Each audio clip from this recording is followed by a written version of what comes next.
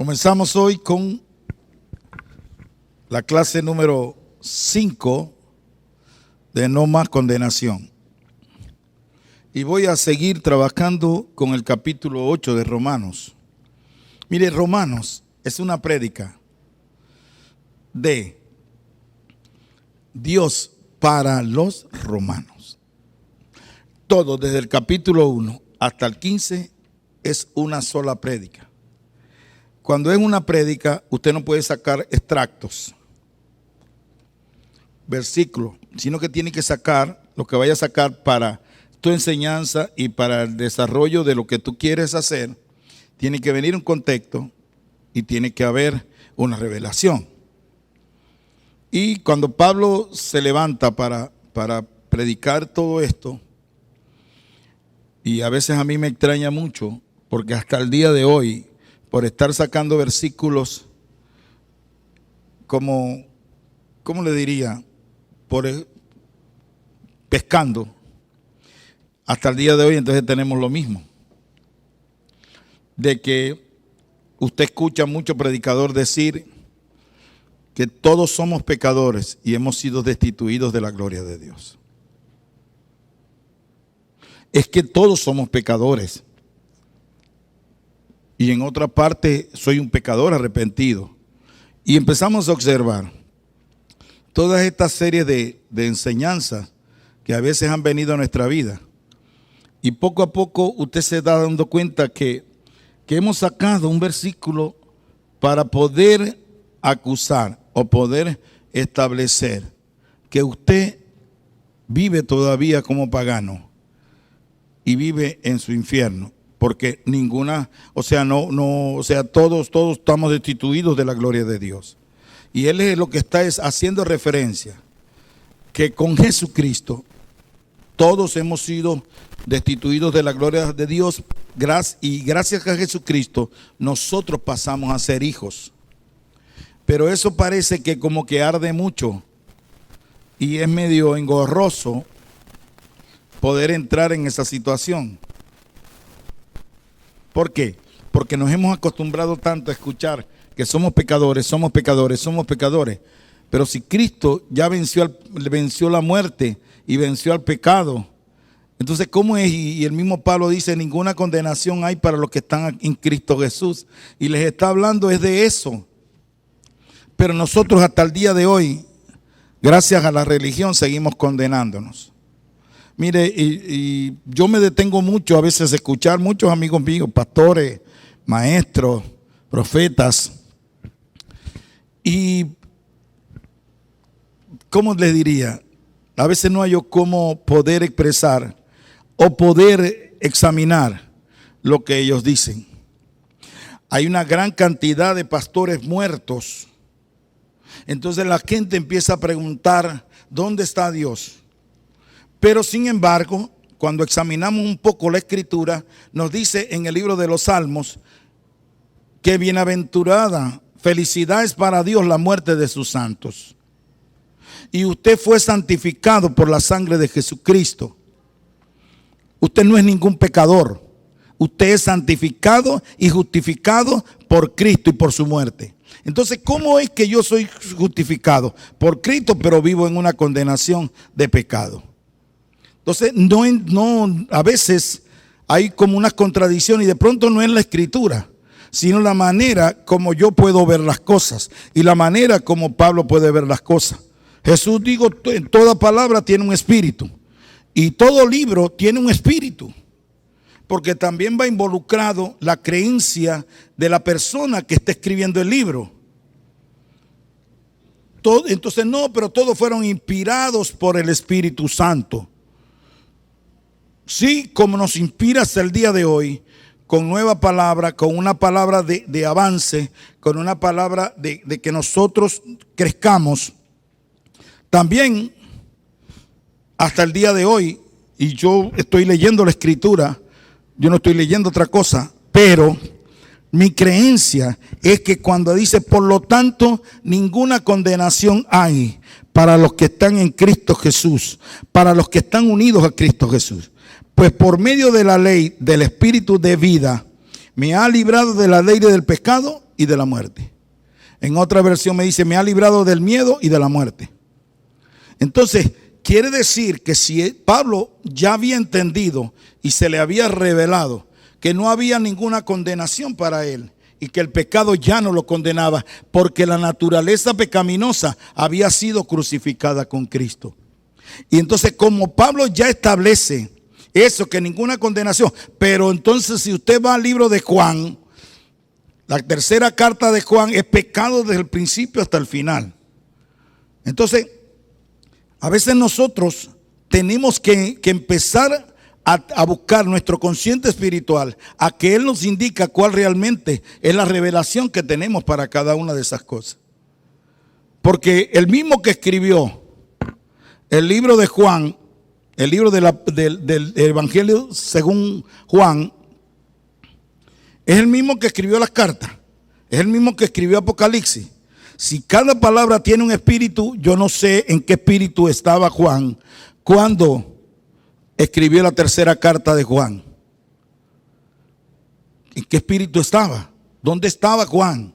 Porque el mismo que escribió, que dice, ahí viene el Cordero de Dios que quita el pecado del mundo, cuando Juan el Bautista vio a Jesús, es el mismo que escribe que el pecado te lleva a la muerte. Y que lo que estoy diciendo hoy, eso es muerte. ¿Por qué? Porque resulta ser que el que diga que no tiene pecado, eso lo dice el mismo Juan, está mintiendo y le está mintiendo a Dios. Entonces, ¿dónde está la justificación? ¿Dónde está la no negación? ¿Dónde está ese hombre que vio a Jesús bautizándose y dijo que viene el Cordero de Dios que quita el pecado del mundo? ¿Lo quitó o no lo quitó? Y todavía les dice, pero es que ya va. El bautismo real, el que realmente es el bautismo del Espíritu Santo. Pero como ellos, todos los apóstoles, vivían realmente como fariseos y en una religión, a ellos les costó un mundo poder entender lo que Jesús quería decir. ¿Por qué les costó entender lo que quería decir? Porque no era fácil. Él viene en contra de todo lo que ellos habían escrito de la ley. Él viene en contra de eso. Él viene en contra de todo aquello que fue dicho. Entonces, ¿cómo es posible de que Jesús esté anulando a los profetas, esté anulando a Moisés y esté anulando a Abraham? Él no los está anulando. Lo único que él les está haciendo referencia, que el Dios que ellos enseñaron en ese tiempo no es realmente el verdadero Dios que es su Padre. Eso es todo. Todo el tiempo, en ninguna parte usted ve a Jesús, ni siquiera llamando al Señor como Dios o como Jehová. Todo el tiempo de la Escritura, Jesús habla, mi Padre y yo somos uno. Mi Padre eterno está en mí. Yo hago lo que me dice mi Padre. Yo hablo de lo que escucho de mi Padre. Y hubiera podido mencionar aunque sea la palabra Dios, pero la palabra Dios es una palabra griega que fue inventada para poder ver a seres sobrenaturales, entonces llamarlos Dios. Pero realmente Jesús, uno de los logros más importantes que él pudo tener es hacernos a nosotros sus hijos, los hijos de Dios. Si nosotros somos hijos, somos herederos. ¿Y por qué tenemos nosotros derecho a la herencia? Por una sencilla razón. Porque de los muertos no podemos heredar, heredamos es de los vivos. ¿Por qué ellos dicen eso? Porque en el Deuteronomio ellos dicen que el hijo pudiese reclamar al padre en vida su herencia. Y todo tenía que ver con que llegar a este punto, llegar a este tiempo donde nosotros vamos a reclamarle a nuestro Padre la herencia que tenemos. Una herencia de salud, una herencia de riquezas, una herencia de paz, una herencia de amor, que la tenemos porque es nuestra. Porque es nuestra herencia. Y el Padre nunca se ha negado a darnos a nosotros esa herencia. Usted no ve en ninguna parte que nosotros heredamos miedo del Señor. Miedo a morirnos, miedo a la escasez, miedo a estar solo, miedo a estar acompañado. En ninguna parte usted ve eso, porque no es nuestra herencia. Yo no se he dado espíritu de temor ni de cobardía, sino de poder, amor y dominio propio. Y eso es una herencia que Dios nos dio a nosotros, porque somos sus herederos. Como somos sus herederos, nosotros tenemos que reclamar nuestra herencia ahora en vida, porque Él lo estableció en la ley, ¿verdad? Y cuando Dios habló del establecimiento de la herencia, que tenía que ser en ese tiempo de que estuviera vivo, porque no íbamos a heredar de muertos, porque de una u otra manera ellos empezaron a pensar que podían heredar de Abraham, por nuestro padre Abraham, y Abraham murió. Y Dios le dice: ustedes no pueden seguir heredando de muertos, ustedes tienen que heredar de vivos, y como yo vivo, ustedes también van a vivir. Entonces, este libro de Romanos y el capítulo 8 es un libro esencial para todo aquel, primero, que quiere vivir en el Espíritu. Y mire, no me confunda de vivir en el Espíritu. No. O que quiera vivir en el Espíritu porque todo el tiempo está ayunando, todo el tiempo tiene vigilia. Yo me pregunté siempre, ¿para qué yo tengo que vigilar si Dios habita en mí?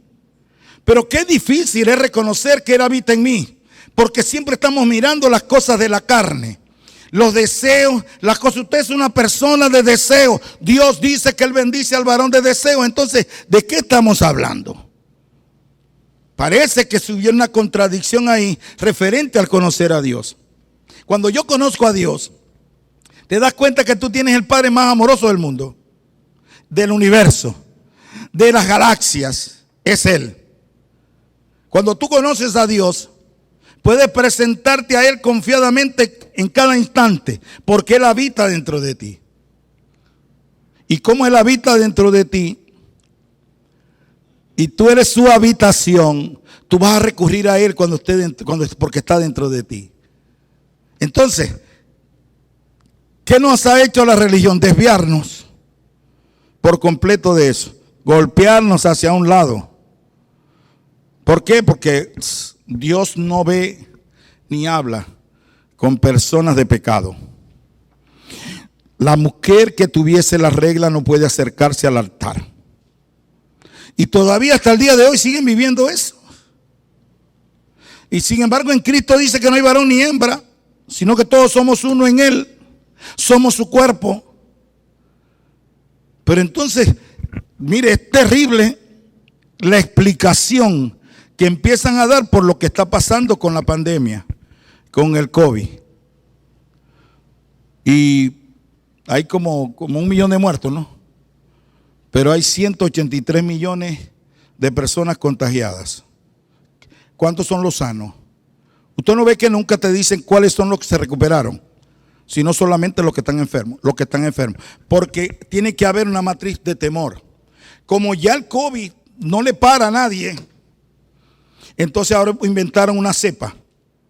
Porque es necesario que las empresas de este sistema se arruinen para entonces implantar el nuevo orden mundial. Tenemos la solución. Hacemos un reseteo, nadie debe nada, pero nadie tiene derecho sobre nada. Y entonces metemos el reseteo y arrancamos como si todos estuviéramos en cero. Qué fácil. Y la gente lo está aceptando, ¿por qué? Y no le importa perder los derechos, no le importa que tú vas a vivir esclavo toda la vida de la élite y del sistema. Entonces nosotros, que somos los hijos de Dios, somos los que tenemos que empezar a evidenciar que Dios está en nosotros y que Dios vive en nosotros y que nosotros tenemos el poder y la autoridad para destruir toda arma y toda fuerza del enemigo, porque eso nos lo dieron a nosotros por herencia. Entonces, cada uno de nosotros, ¿cuál es tu miedo? En estos días estaba yo sentado observando a mis hijas, las maticas que tengo, las estaba observando. Y entonces, bueno, ahora en diciembre vamos a adornar el pino está muy hermoso, le vamos a poner luces. ¿Y quién te dijo que tú podías llegar a diciembre? Estás haciendo planes sobre algo incierto. ¿Por qué no aprendes a vivir el día a día conmigo? En vez de vivir pensando en el futuro. ¿Y qué escucha usted? Por cierto, yo pasé en estos días en Instagram una cosa de los oídos, un tapa oído, para que la gente deje de escuchar tanta barbarie y lo enfermen, porque lo que hace es realmente es enfermarnos. Los pensamientos negativos que tú escuchas y a veces no los quieres aceptar, pero los escuchas, pero no llegas a tu casa ni siquiera a limpiarte de esos pensamientos, utilizan los neuropéptidos para enfermar tu cuerpo. Unos la agarran por la enfermedad, otros por el alcohol, que no pueden estar sin beber porque por los miedos. ¿Y quién te ha infundido tantos miedos? La televisión, los medios de comunicación, las redes sociales. Ayer en las redes sociales, Maduro montándose en un avión porque había dejado a Venezuela. Puro loco. Si Dios está en control de este país, el día que quiera salir de Maduro no tiene que montarlo en ningún avión. Le da viaje y que Dios te ayude. Y punto, porque Él es el Dios todopoderoso, el creador del cielo y de la tierra. Nadie es como Él. Él es el grande, Él es el maravilloso, Él es el que creó todas las cosas, te creó a ti, me creó a mí y está sobre la tierra. Y no nos ha abandonado. Yo estoy con vosotros todos los días hasta el fin del mundo. Y si Él está conmigo, ¿quién contra mí? ¿Y dónde está? Dentro de mí. Porque Él nos hizo morada en el momento que partió. ¿Por qué yo no recurro a Él? Porque la religión te ha dicho que está en una esquina, que está en un templo, que está en Nueva York, que está. Entonces andas detrás de la misericordia y los beneficios de Dios. Y la Escritura, sin embargo, establece que esos beneficios, esas bendiciones nos van a alcanzar a nosotros. Pero mantenemos como un estado de expectación. Que usted y yo tenemos que empezar a ese ejercicio que usted está haciendo conmigo, de los 15 minutos con el Espíritu Santo. Ese ejercicio que usted tiene que tener 2 propósitos y 3 deseos. No es que yo no puedo desear nada de este mundo. Te voy a decir una cosa a ti y quiero que te quede bien claro. Dios bendice al varón de deseo y a la hembra. Porque si no, entonces piensan que solamente los varones son los que van a tener deseo y son los que van a ser bendecidos. Vayan a freír hielo, como dice mi esposa. Entonces, cada uno de nosotros debemos entender esto y que sea claro para nuestra vida. Que yo recurro a Dios y Él está en los secretos. Y me dice que no le pida nada. ¿Por qué me dice que no le pida nada? Porque Él sabe de qué tengo necesidad. Pero yo escribo en un papel. ¿Por qué lo estoy escribiendo en un papel? Por la sencilla razón que el día que se dé no me voy a dar la gloria. Ni se la voy a dar a ninguna persona que me proveyó eso. Se la voy a dar toda la gloria de Dios porque todo me lo da Dios y Dios está en todo. En estos días me dijeron, me decía un amigo, oye, y le regalaron un carro al pastor Reiser. ¿Cuál es? Punto, ¿cuál es? Dios es Dios. Y el carro tuyo me lo están pintando. Y con una siembra. ¿Verdad? Sí, eso se ve en el pueblo de Dios. Pero no me siento ni menos ni superior. Porque Dios sabe de qué tengo necesidad. Entonces, si Dios sabe de qué tienes necesidad, ¿cuál es tu punto? ¿Por qué te la mantienes pidiendo como un pedigüeño, como uno que pide limosna? Yo le contaba ayer, no me acuerdo a quién, le decía, cuando una vez Dios me dijo a mí, tú a mí no me pides nada. Le digo, supieras que no. ¿Y sabes qué? No sé si es porque tengo todas las cosas no me falta nada. Me siento lleno, me siento completo. ¿Por qué me siento lleno y completo? Porque lo tengo a Él. Y todo lo demás de lo que yo desee, Él me lo va a dar. ¿Me estás entendiendo? Entonces, ¿cuál es el punto? Tú no pides, ¿sabe por qué? Porque cada vez que le ibas a pedir a tu papá terrenal, él te sacaba la lista de todas las cosas que tenía que pagar. Y yo quiero que ese se murió y está en la eternidad. Pero yo quiero que tú entiendas que yo soy tu Padre eterno y que tú a mí me perteneces. Y yo te doy como quiero y cuando quiero. ¡Wow! Le dije, yo creo que cometí un error. Decirte que yo a ti te pertenezco. Es que tú eres mío y nadie puede apartarte de mi mano. Una vez empezaron, usted sabe cómo es cuando uno anda en el espíritu, todo el mundo te enjuicia. Y todo el mundo piensa mal tuyo, ¿viste? Eso es impresionante. Y Dios me agarró y me dijo, dime una cosa tú, ¿a quién tú le perteneces?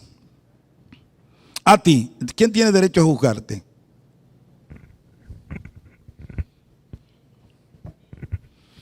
Me dijo, ¿verdad?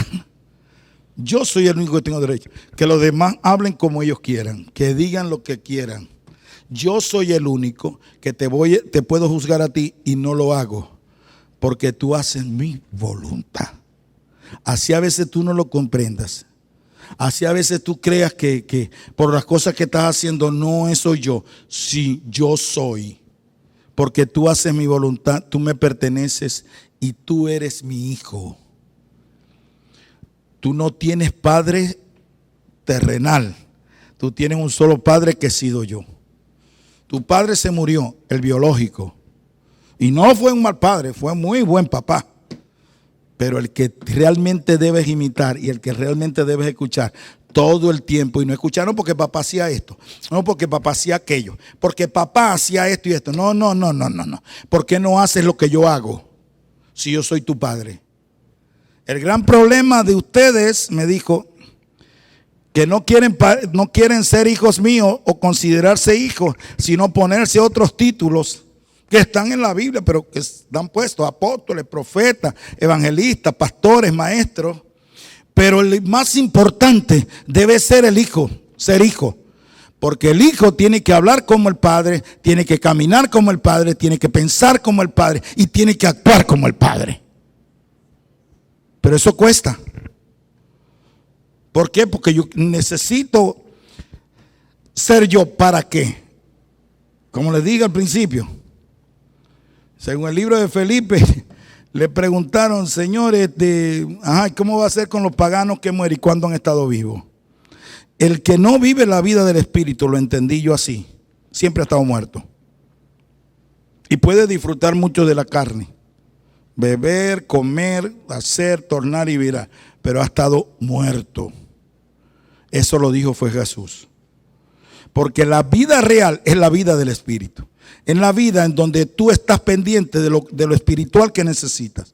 Estás pendiente de yo necesito hablar en lenguas no por una religión, no por un proceso. Yo necesito estar conectado con Él. Porque eso es lo que dice mi escritura y lo que se me ha revelado. Entonces empiezan las cosas buenas. Porque nada te atañe y nada te preocupa ni nada te mortifica. Empiezan a quejarse los de afuera. La esposa, el esposo, vos se habéis cambiado. Ya nada te anima. No le estoy hablando por usted, le estoy hablando por mí. Nada te anima. Bueno, si supiera que sí me anima algo, estar siempre pegado a Dios. Pero es que yo te veo pegado en esa computadora, estudiando y que Dios me revele lo que quiere revelarme para que yo aprenda. Pero no podéis vivir así. Claro que puedo vivir así, si antes estaba muerto. Porque nada lo disfrutaba. Ahora los mangos de la casa, Dios. Y que están viniendo manchados y que están, yo los veo bien. Cuando yo llegué aquí, que vimos que la mata le cayó encima a la viga y el techo, yo miré así y lo que vi fueron los mangos que había que llevarme para la casa. Y todo el mundo, esos mangos no se pueden agarrar, porque esa pared se puede caer. A nadie le va a caer si Dios no quiere que le caiga, si hubiera caído. Entonces recogemos los mangos Y dejamos el suciero para cuando vengan los bomberos y nos corten la mata y vengan todos los que van a participar de arreglar la mata y acomodar la cosa.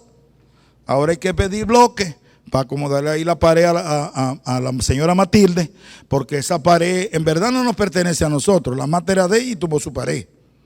Pero sería muy malvado de nosotros no poder contribuir para que esa señora que nos ha servido por tantos años, nosotros no podamos arreglarle la cerca, pues. Entonces, empiezas a mirar la cosa desde otro punto de vista. Iba yo con Diego, íbamos por las pulgas y no habían empezado con lo radical, que iban a hacer lo radical, que iban a hacer esto. Y yo digo, yo quisiera saber cómo van a hacer con este pueblo que está aquí, que está comprando, que está vendiendo, que es su swing, comprar y vender aquí en las pulgas. ¿Cómo lo van a apresar? A decirle que le van a meter una radical. Eso es difícil. No pueden parar eso. Al ser humano nadie lo para. ¿Y sabe qué? Quieren arruinar nuestra economía. Pero los tenemos nosotros a ellos. Casimiro, ve cómo te tengo al gallo. No van a poder caminar, no pueden con el ser humano. El ser humano despertó y ese despertar quiere decir que todas las cosas las está viendo claras. Entonces cada uno de nosotros debemos entender que lo mejor que hay es esta vida del Espíritu. Y usted dirá, bueno, entonces no, lo que pueda hacer hágalo, pero con conciencia de que Dios está en usted. Con una conciencia plena, clara, de que Él habita dentro de ti. Y que tú, dime una cosa, ¿qué te dice Dios que no hagas? ¿Dónde está que te dice que no hagas? En ninguna parte. Lo único es que cada día tú tienes que examinar tu vida porque tienes que conocerte. Dice el mismo libro de Felipe que el que se conoce a sí mismo conoce a Dios. Porque la esencia de Dios está dentro de nosotros. Es que yo soy un pecador. Tengo 20 mujeres y 10 hombres. ¿Qué le importa a Dios eso? Dios te trajo con un propósito. Lo que tú tienes que ver es que ese propósito se cumpla en tu vida. Pero como Dios no cohabita con el pecado, de verdad, porque Él no peca. Y con el pecador, Cristo lo salvó y lo libró de todos sus pecados, presentes, pasados y los que están por venir. Entonces fíjense que la naturaleza pecaminosa, Cristo la redimió cuando el Espíritu Santo vino a nosotros. Y todavía nos dice que si por el Espíritu hacemos morir los malos hábitos de la carne, viviremos. Mira, si hagas el esfuerzo que hagáis por quitarte un vicio, por quitarte una obra mala de tu vida, no lo vas a lograr. Un mal hábito no lo vas a lograr, porque es por el Espíritu. Porque por el Espíritu vas a tener conciencia de que Dios hace un gran milagro en tu vida. ¿Cuántos entendieron hasta ahorita? Y entonces viene, mire, es que a mí me encanta este capítulo. Yo creo que voy a predicar por mucho tiempo sobre Romanos 8. Y dice, y aquel...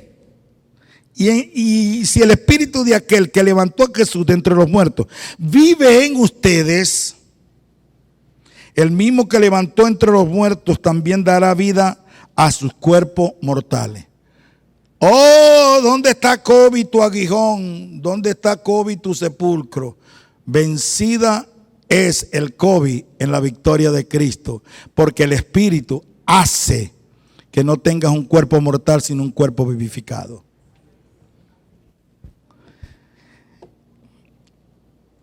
Por medio de su Espíritu que vive en ustedes. ¿Dónde vive? Hacemos un favor, verte, porque es que no puedo tocarte un momentico la panza. Según muchos espirituales, ahí habita el Espíritu Santo. Cierra tus ojos un momento y déjalo que Él se desarrolle en ti. Vívelo. vas a empezar a sentir una alegría y un gozo espectacular en tu vida. Deja que Él se manifieste en ti. Yo quiero que tú veas cómo esa luz que está dentro de ti sana toda enfermedad y toda dolencia.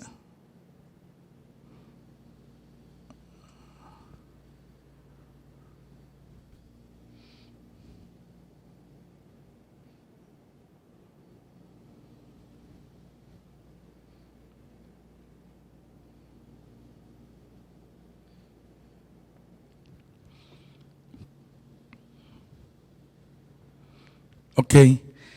Dice el verso 12, por tanto, hermanos, tenemos una obligación, pero no la de vivir conforme a la naturaleza pecaminosa, porque si ustedes viven conforme a ella, morirán. Pero si por medio del Espíritu dan muerte a los malos hábitos del cuerpo, vivirán. Porque todos los que son guiados por el Espíritu de Dios son hijos de Dios. ¿Todos los que qué? ¿Y cuántos de los que están aquí y los que me ven?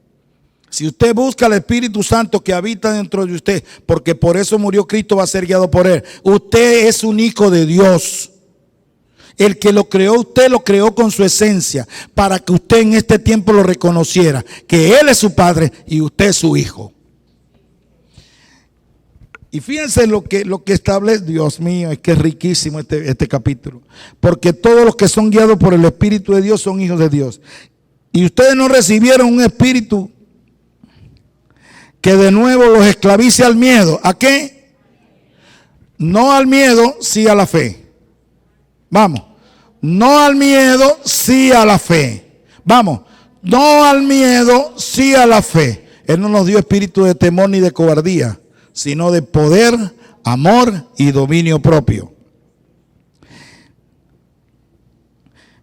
Y ustedes no recibieron un espíritu que de nuevo los esclavice al miedo, sino un espíritu que los adopta como hijos y les permite clamar, Abba, Padre. El mismo espíritu les asegura a nuestro espíritu que somos hijos de Dios. ¿Quién te da la garantía de que tú eres hijo de Dios? ¿Quién te la da? Y si somos hijos, somos herederos, herederos de Dios y coherederos con Cristo. Pues si ahora sufrimos con Él, también tendremos parte con Él en su gloria. Fíjense, se los expliqué al principio. Los herederos, nosotros heredamos de un Dios vivo. Nosotros no heredamos de muertos. Cuando la herencia es de muertos, porque se murió algo, usted no ve que se empiezan a matar la gente por la herencia. Porque a mí me tocaba tanto y me dieron menos y lo que nacen son enemistades. En cambio usted es heredero de un vivo, que según la ley, Él tiene que partir su herencia con nosotros. Y esa herencia que usted tiene son riquezas, salud, amor, fe, poder. Todas esas herencias están en nosotros y las estamos reclamando como vivo. ¿Cuándo las está reclamando? Porque para la próxima semana vamos a empezar a hablar, cuando usted hable en lengua, cómo se le certifica la creencia en Dios y cómo usted va a empezar cada día a certificar más que Dios habita en usted. Dios le bendice, será hasta la próxima entrega.